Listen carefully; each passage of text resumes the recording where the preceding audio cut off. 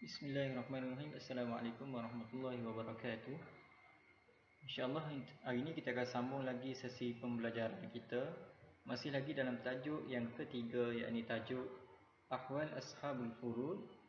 Dan kali ini kita akan berpindah kepada Ahwalun Nisa, yang mana sebelum ni kita telah selesai bincangkan tentang Ahwal Ar-Rijal. Dan untuk hari ini kita masuk pada Ahwalun Nisa. Baik, para pelajar boleh rujuk kepada buku teks. Ini muka surat yang ke-19.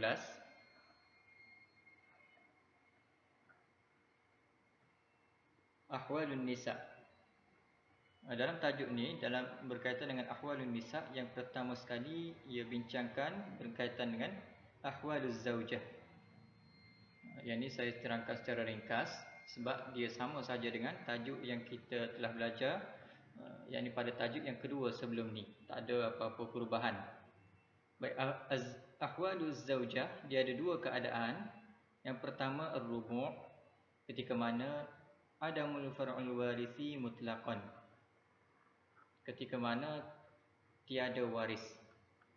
Jadi si isteri bagi si mati akan memperolehi 1/4 ketika mana si mati tidak meninggalkan waris, iaitu anak, cucu, cicit dan ke bawah. Baik, itu yang pertama. Keadaan yang kedua, isteri bagi si mati, yakni az-zawjah, akan memperolehi as-sumun. As-sumun yakni 1/8 inda wujudul far'il warithi mutlaqan, ketika mana si mati meninggalkan waris. Ketika mana si mati meninggalkan waris mutlaqan, sama ada waris tu seibu sebapa ataupun sebapa ataupun seibu, itu tak ada masalah. Baik, itu dua keadaan bagi az-zawjah.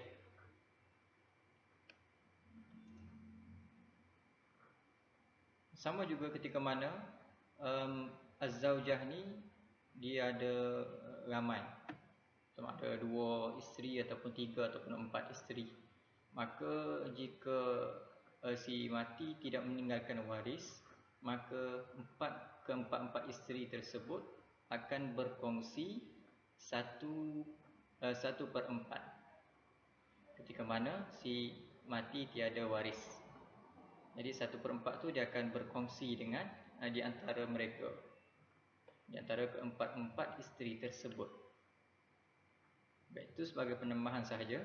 Dan seterusnya ahwal banatus solbi, yakni keadaan banatus solbi, anak perempuan kandung si mati. Bagi anak perempuan kandung si mati,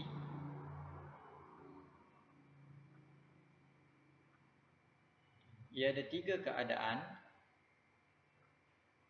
Yang mana yang pertama, an-nisfu lil wahidah al-munfaridah.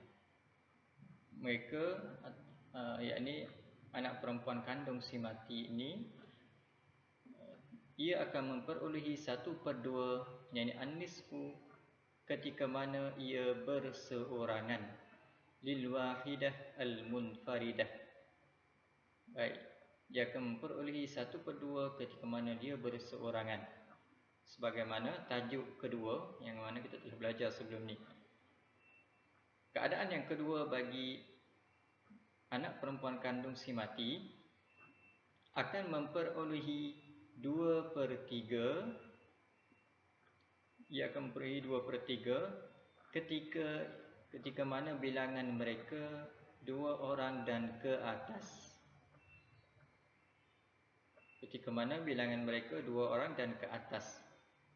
Inda adamul ibn, dan bilangan mereka, dalam kalangan mereka itu tiada seorang pun dari kalangan lelaki, ataupun bukan anak lelaki, ataupun tak ada anak lelaki dalam kalangan mereka. Jadi mereka akan memperolehi 2/3 dari harta peninggalan. Dan keadaan yang ketiga, banatus solbi, yakni anak perempuan kandung si mati, akan memperolehi dalam bentuk asabah, at-ta'sib, ma'a wujudil ibn, bila mana ada bersama mereka anak lelaki. Bila mana ada bersama mereka anak lelaki. Yang ni dia berbeza dengan yang nombor 2 tadi. Baik. Dan pengiraan bagi mereka, bagi golongan yang ketiga ini, wa yakunu lizzakari mithlu hazzil unsayain, yakni bagi lelaki itu satu kali ganda daripada perempuan. Ini 2 nisbah 1, pembahagian harta peninggalan. Bila mana mereka anak perempuan kandung berkongsi mendapat asabah ataupun baki harta peninggalan. Okey. Jadi yang tu sahaja berkaitan dengan ahwaluz zaujah serta dengan ahwal banatus sulbi, keadaan anak perempuan kandung.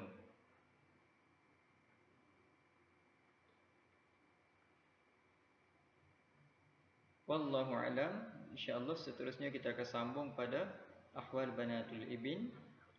Jika ada kemusykilan dan soalan yang nak ditanya, boleh maklum dan bagi tahu kepada saya. InsyaAllah saya akan cuba jelaskan.